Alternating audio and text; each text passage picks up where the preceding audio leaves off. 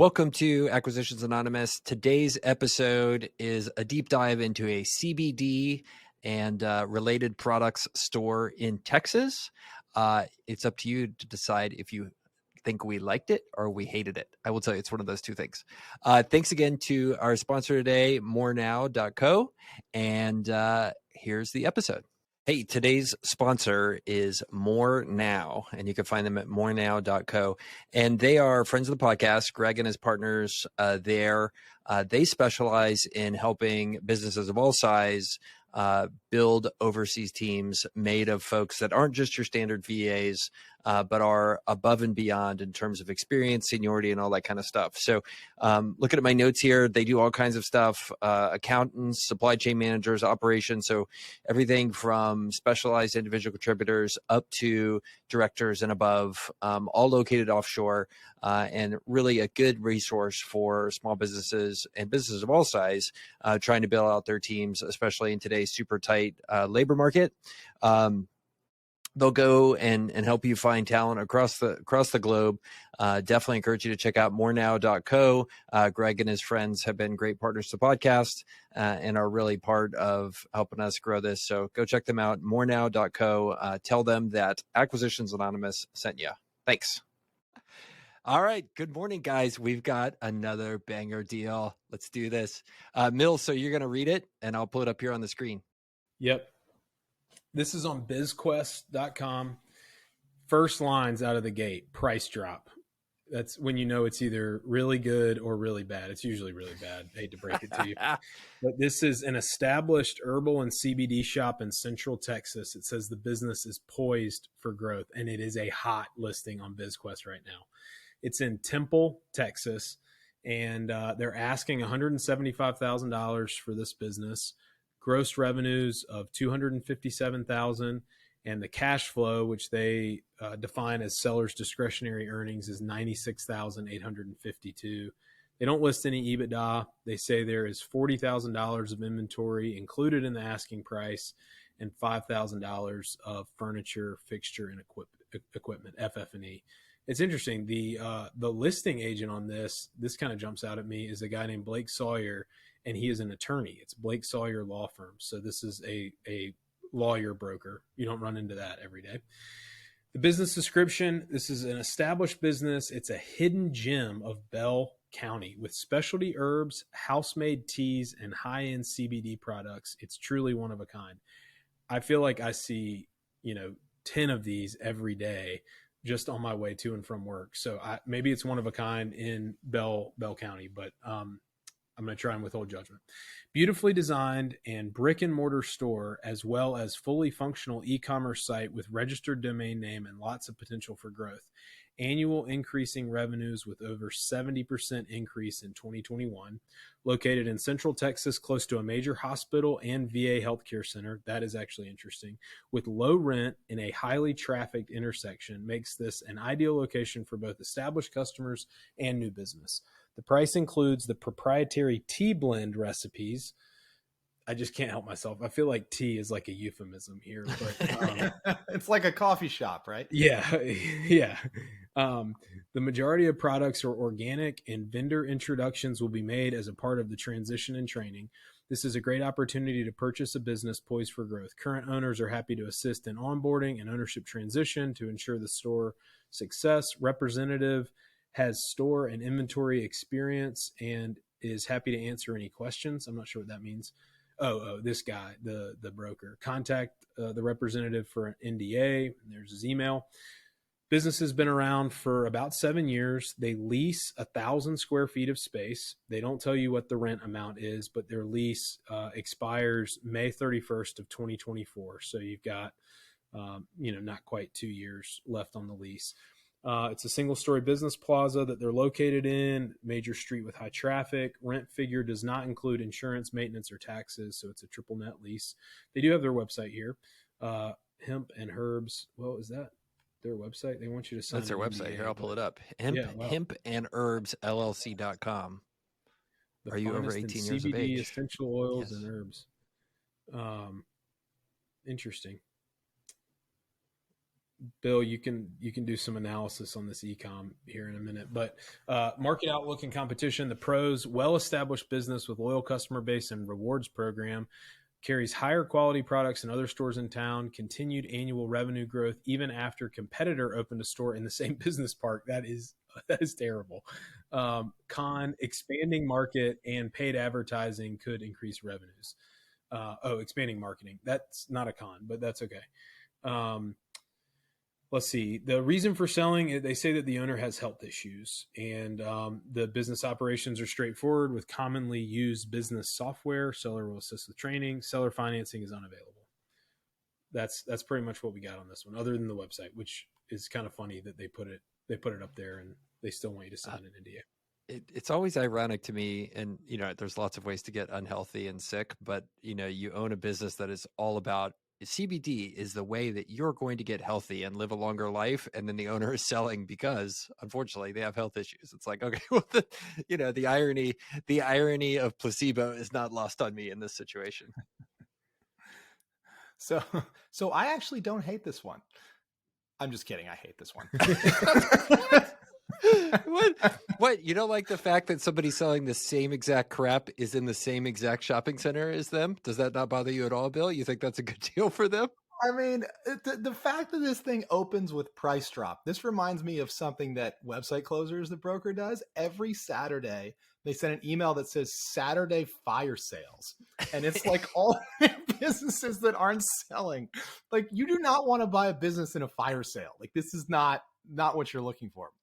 But man, so a competitor opens in the same shopping center, which just kind of proves exactly how commodified all this stuff is. The one thing I got to say for these guys is they actually priced it not insanely.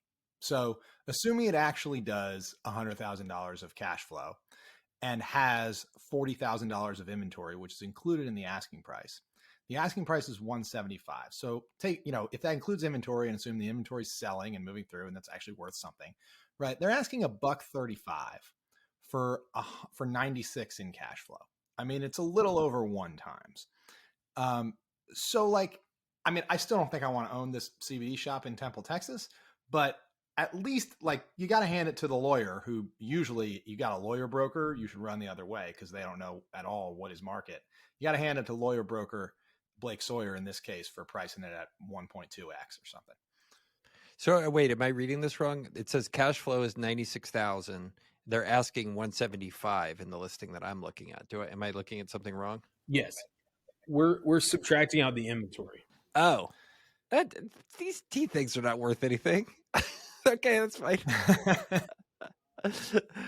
So yeah, I figure you back out the inventory from the 175, you're at 135. So you're paying 135 for 96 of cash flow. You guys are so nice. Yeah, I mean, how did they let somebody selling the exact same thing open up in the same strip center? It's like 101 when negotiating a lease for retail is make sure your direct competitor can't open up next door to you in the same strip center. What sort of legal reputation does this guy have to sign a lease like that? It's just insane. I'm still. Know who his legal representation is. It's Blake I was Sawyer going to say. I hope Blake Sawyer didn't execute his lease for him. So I don't know if it's this way in other states, but in Texas, lawyers basically run this state. They can commit almost to the edge of everything crazy. So they can act as real estate agents, take commissions, all that kind of stuff. They don't have to go through any training or anything like that. If you're a lawyer, it's fine. You can act like a real estate broker. You could be a business broker if you want. When you're in the state legislature, you can run all kinds of side hustles in Texas because you're a lawyer. You get hired by firms to one of the scams that lawyers do in Texas. This is the greatest scam ever. If you're a lawyer in the state legislature, basically the law creates automatic stays on cases that you're part of. So lawyers who are in the legislature, they basically rent themselves out to get attached to cases where the litigants, one side wants to delay things, and what they'll do is they'll go in and during the years they attach the state representative to the law case, and it stalls the whole thing for 9 months. And it's a leverage thing that they do. Like, it's just the craziest thing. And there's millions of things like that lawyers do in the state of Texas. I don't know if it's this way in other states, but every time I click on it, I'm like, I should have gone to law school. These guys really have so many hustles just by being lawyers. It's crazy. Well, you also have attorney-client privilege. And so what a lot of them will do is, they'll be on retainer, right? You're in the state legislature and, you avoid a potential conflict of, you avoid an explicit conflict of interest, and you get put on retainer by, Boeing or BMW or like the big ones in South Carolina. But because of attorney-client privilege, you don't have to disclose that you're on retainer. And you never do actually any legal work and bill hours for them, but it's implied that you're gonna look out for them, those kind of things. Bill looks sick. Holy smokes, that is awful.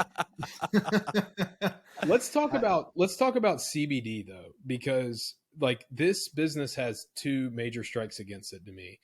It is retail, which we've looked at some retail in the past that we didn't absolutely hate. Like we looked at the flower shop that was like moderately interesting as an owner operator. We had an owner operator on to look at it, but retail is a strike against it in my mind. And then the fact that it's CBD is a strike against it in my mind, not because it's CBD, but just because of how crowded that market is. And I feel like it's impossible to differentiate, but people are making money somewhere in the value chain when it comes to CBD and edibles and legalized marijuana. That to me is worth exploring a little bit. Yeah. So CBD, I mean, I'm being consumer products and we don't do any CBD or hemp or anything, but having considered doing it, doing extensions to our line, probably, right before COVID, this was super, super hot. CBD, the Farm Bill passed in 2018, which basically made CBD legal. And there was this explosion of CBD everything. And I'm sure all our listeners have seen it. And then it's starting to fizzle right now because there was CBD everywhere. And CBD, I mean, despite the claims that people selling CBD make, like you pop a CBD gummy, you are not going to feel any different in 5 minutes, right? I mean, this is like, if it works at all, it's like a long-term cumulative thing. And I think the consumer is really, really fried on the claims around CBD.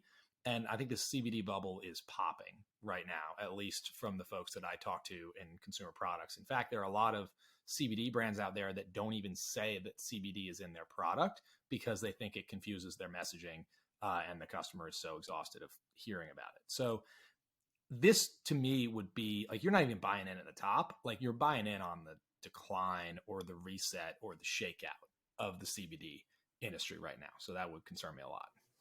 Yeah, the other thing going on with CBD, unlike vaping, for example, which still has a pretty big stigma to it, and I think a lot of those standalone stores are doing okay, is that the more mainstream retailers like H-E-B here in Texas, for example, last I heard they were going to start carrying CBD products because it doesn't have the same. They're okay selling placebos. They're not okay selling Juul, if that makes sense. So, I think that's the other thing going on is why go into a specialty store like this when you can pick it up, at the checkout aisle next to the other placebo stuff that they have sold in the herbs and spices aisle at your local grocery store. So that's the other thing going on here. And then we haven't even talked about Walgreens and CVS carrying this stuff. Like those guys are happy to make money on low margin placebo or high margin placebos all day long. So that's a great point, Michael. So like exactly what you said is why this store exists, because Farm Bill gets passed in 2018 and Walgreens, CVS, et cetera, they can't get their compliance machine in gear fast enough to roll this stuff out for literally several years, right? And so small entrepreneurs like this person and countless others in your town, USA, say, oh, well, I can sign a lease and bring in all this CBD stuff and I don't have a compliance department and we'll just see how it goes, right? And so that's why there's this huge pop-up of all these specialty CBD stores. And this will happen anytime something becomes newly legal in the States.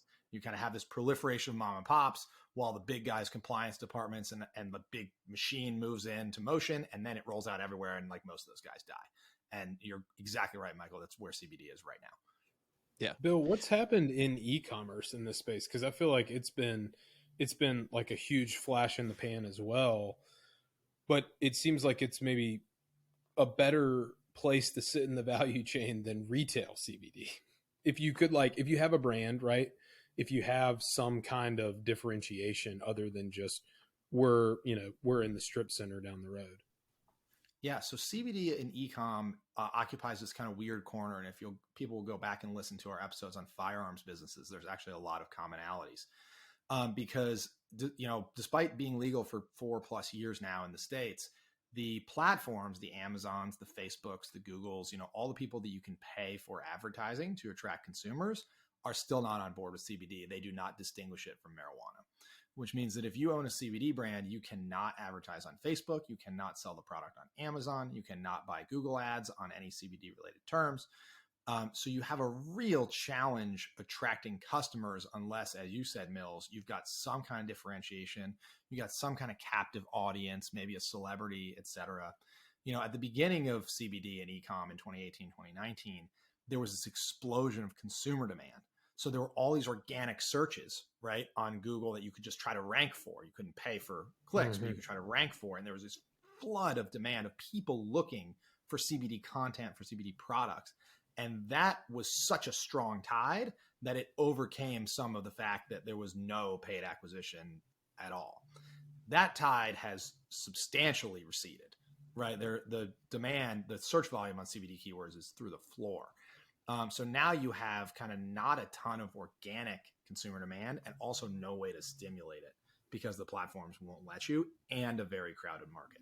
So like there are some bigger brands, like if you've got enough brand recognition by now, if you rode the wave and got big enough and people knew who you were, I think you might be doing okay. But there are a lot of dying D2C CBD brands right now. So one thing I think worth pointing out here, and the first place I would start is understanding how real this seller's discretionary earnings number is. And by that, I mean, this looks like the type of place where the people who have been running it are consumers of these herbs. They are believers. They have gone all in and bought the religion and believe this is the type of stuff that works. Basically, I guess the Catholic equivalent of Wiccans, whatever that is. That's what these guys are. Like they believe in this stuff. And you look at the picture that they have and the little cubby. This is the type of place where the seller is and the operator is there running this store all day long, talking to their customers, pitching them on these different herbs. I bet you that seller's discretionary earnings number includes their time paying themselves nothing to sit there and sell this stuff all day. I would be shocked if they have much payroll at all beyond them being there 7 days a week selling this stuff to people. So, at first glance, it's like, oh, this seems pretty reasonable. But I think what you factor in, you not spending 40 hours a week or 70 hours a week at this store as your clubhouse, you're going to see you're making a lot less money than $96,000 on this deal. Other than that, it's great. I mean, so is this business, and many like it, right? Small retailers with some inventory, is it transactable at all? Or is this the type of thing where it just the lease needs to run out and they need to go on clearance for the last 6 months of the lease and try to sell through the inventory and just close up shop? I definitely think so. I mean, they don't have that much longer left on the lease. So, because retail is part of their strategy and the physical location of the store apparently matters, you're basically best case scenario pre-tax. You might recoup your investment if you can maintain the cash flow, if you can sell through all the inventory, and if you by the time your lease expires. But there's a lot of ifs there. I don't. And then what do? Right? You got to renegotiate the lease, and the rent is not going down when you renew. And you also have a competitor in the same shopping center now. I think the more likely path of how this transacts is these guys talk to somebody that they somewhat trust or one of their customers. They seller finance, basically an earn out for that person to come in, take over the store, work there, and end up owning it with no money down or very little money down at all. Like, I think that's what happens with this deal. You're not getting an SBA loan for this. Like, it's not happening. So that's how I guess it ends. Or they end up with a garage full of herbs. Those are the two ways it happens. So this also kind of brings something up. I know this guy says he's retiring for health reasons, but this reminds me of, all of the search funders, all of the people, many of our listeners, one of the things people say is there's such a big opportunity, bigger than ever, to buy businesses because so many of these boomers are getting older and reaching retirement age, and they employ all these people. I think there's one metric I heard is there's like 2.9 million firms or more, and 57% of all small businesses are owned by baby boomers who are near retirement. And so people go, great time to do a search fund. Like all of this wealth has to transfer right down the chain. But I think this is an example of one of these businesses. Like, not all businesses have to sell. Many are not transactable. Well, like the SEPA, the Exit Planning Institute, they have like, a designation. And if you like rank, the financial advisory designations, like CFA is the most rigorous. It's taken you like 5 years to get it. It's very marketable. Maybe CFP underneath that, Certified Financial Planner, takes a couple years, semi-rigorous. And then you have like all the life insurance, health insurance, which is state by state because it's regulated. And then I would say below that is the Certified Exit Planner. If you see these when you're kind of out there in the market looking for something to buy, it's CEPA, CEPA. And you like go to class for a week, you pay them money and you get the designation. But they've written a lot of literature on this, the $10 trillion opportunity that everybody quotes and the silver tsunami and all that stuff. They have done, actually, they have some decent studies. I think it's a little bit biased, but they have some decent studies that were, I think, state by state or region by region about kind of success metrics around selling, owner operated businesses, and take it with a grain of salt. But I mean, their statistics were showing kind of across the board that 70% of businesses that want to transact don't actually transact for any number of reasons. But their logical conclusion to that is hire a certified exit planner and they can help you, be among the minority. But it's definitely worth checking out, because they'll point you towards, exit planners, and those people are actively trying to be, sell side advisors. But yeah, I think it's overblown. I understand the conclusion and I understand the premise, but I think it's overblown because there's so many people who their businesses just wind down, they shut down, they dissolve in some way, shape, or form. It also neglects to factor in what's happening with the institutionalization of rolling up a lot of those things. Like, I read a tweet from Jay Vaz on Twitter this morning, and he's like, yeah, in the past week, I've met with 3 groups trying to roll up HVAC, another one doing plumbing, and another one doing this. Like, they're all trying to do it. And, all this private equity money's got to go somewhere, and they want to buy $3 million a year, like, HVAC businesses, right? And they've done it before with software. They've done it before with dental practices. Like, so a lot of these that are transferable are getting bought by, vehicles backed by institutions. So that's another aspect of it. And it's just like, okay. Anyway, the other thing, when I see people that are like, this massive silver tsunami is coming, you got to go look at all these deals. And there's just so many deals out there. And I'm like, have you actually looked at any of these deals? There's a lot of crap out there. Yeah, I believe the numbers are huge and maybe there'll be some good stuff in there, but there is a lot of junk to just go, okay, thanks. Swipe right on that one. Okay. Definitely. That's the Girdley rule. If you're going to go buy anything in any market, go look at 100 deals before you pull the trigger on anything. Like, that's my number. And the technical number from the math is you're supposed to go look at 35 deals and then choose the next best one.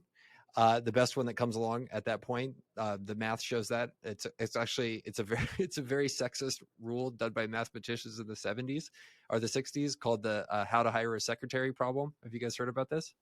No. Oh, yeah, so that's what it is. Like, how many should you talk to before you just pick one? Yeah, so they went the mathematicians like they, back then, like, the men worked in the offices and the women worked in the secretarial, and they married whoever they wanted to out of the secretarial pool. So the thing was like the hiring a secretary problem. Like, how many women should you interview? This is like the most sexist, like, math thing from the 60s ever. So please, I don't support any of this. Anyway, but it was called the hiring a secretary problem or whatever. So they hired a mathematician to come in and look at this. And the answer is like 35 or 36. You should interview 36 secretaries to have 100% certainty that you're going to hire the best one when you reach that many, and then you hire the next one who appears to be the best. Right. So it's 27 because 27. the math works out to be 1 over E for whatever Okay. reason, that, the irrational number E, and I don't know why it is, Yes. but 1 over E is 27. So Perfect. You're supposed to meet 27, throw them all out, and then just hire the next best one. Yes. That's the math. I know it sounds insane, but you're right. Like mathematically, you end up with the best candidate the most often. Yeah. Yeah. So that's the math. Now, the Girdley rule takes that and understands, by the way, there are lots of Girdley rules, so you could just put this one wherever you want. But the Girdley rules understands if I tell you 27, you're only going to do 10. But if I tell you 100, you're going to do 27. So that's why you need to go look at 100 deals before you pick the next best one. And then that's how you make a deal. Otherwise, like, just keep kissing frogs. So, and that's why Michael hasn't hired a secretary yet, because he's only interviewed 72 and he's got to get to 100. But yeah, pretty much. Yeah. Okay. That all right. does, So let me give that you. does bring up a good point, though, Michael. Yep. Looking at 27 deals will feel like 100 is the thing. Yeah. Because a lot of them, it's just kind of like quick, no, but then, out of those 27, there's probably 4 or 5 where you really get excited. You really invest some time and energy. You go sit down with the seller and you absolutely get your heart broken. You just get gutted because you start to think this really might happen. And then reality comes and hits you in the face. And so looking at 27 will feel like looking at 100 in terms of the way that it drains your energy. Yeah. There's been 1 or 2 deals where like it didn't work out, and I still have the same level of pain as I did as when I got dumped sophomore year in college. It still feels the same. It turns out those emotions are exactly the same. Yeah. Anyway, okay. Let me give you, before we wrap up, let me give you the bull case for this deal. We've been totally pooping on this deal. Let me give you the bull case. In Texas, marijuana and those type of products, they are not legal yet. They will be legal someday, either based on federal or state stuff. Highly unlikely to be the state stuff, because this is the say no state of Texas. But federally, this may happen. Like if you own a store like this, that seems like the immediate transferal of, oh, okay, I'm going to be a marijuana store. Like one day you close down your CBD store, the next day you open up and like, here's your marijuana section. Is this potentially an option? Like a call option on the day that marijuana becomes legal, and you have this and other retail chains, and you're ready to go. And it's unlikely Walgreens and HEB are going to compete with you there. Potentially, is that an upside to this business, or do you think it's going to go a different direction? Do you think? I mean, let's say that all happens. How much of a head start do you think you really have by owning this strip mall CBD play? Like, could I not just sign any lease and open up tomorrow as a marijuana dispensary, or is there customer base, brand, any equity at all in something this small? Look, Bill, I'm working hard here to try to make this deal work. I appreciate you. But seriously, look, I think that if you were at scale with 10 of these stores, recreating 10 retail locations, that doesn't happen overnight. That's pretty darn difficult. Is it an insurmountable lead? Probably not. I do think the same customers that are buying this crap are going to be the same customers who are going to buy, real marijuana, because they're looking for that answer, right? That's what they want. So yeah, I think you would have at least a bit of a head start. Is it an insurmountable lead? Probably not. Is it going to be an insurmountable lead if you're such a dumb entrepreneur that you sign a lease that lets a competitor open up directly next door to you? Probably not. But anyway, if you're the owner of this listing, I don't think you're that dumb. I just think you were dumb at that moment. So anyway. Pass. I pass. Yeah. Even though I loved it so much initially, I pass. I tried. Okay, cool. Great episode. I don't know who our sponsor is today, but they're awesome. Please go shop with them, and do us all a favor. If you've made it this far and you enjoyed this episode, open up whatever app open up the Apple Podcast app, search for Acquisitions Anonymous, write us a review that some might rhyme with Jive Stars. And we'd really appreciate you helping us kind of promote the podcast. We had our busiest week ever for downloads this week, and we want to keep helping more people who are looking at buying or selling small businesses. So holla.